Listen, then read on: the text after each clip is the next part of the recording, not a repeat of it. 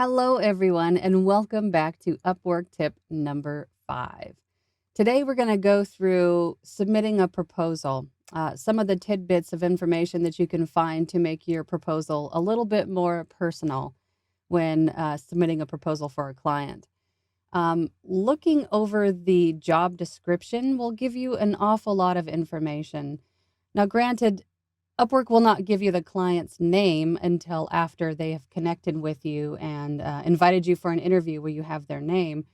But here, you can still get a lot of information to make the proposal very personal.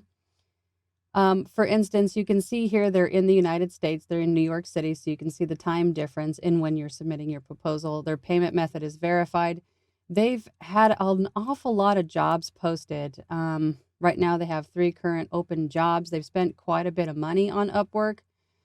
But to find a little bit more information and to make it a little bit more personal, you could actually go down to their recent history. As I mentioned before, they had an awful lot of jobs here on Upwork. So if you go through some of the feedback that was left by other freelancers, you might be able to find the client's name. So you can submit the proposal saying, "Hi, Mr. Client. How's the weather in New York today?" You can make it a little bit more personal and a little bit more attention grabbing.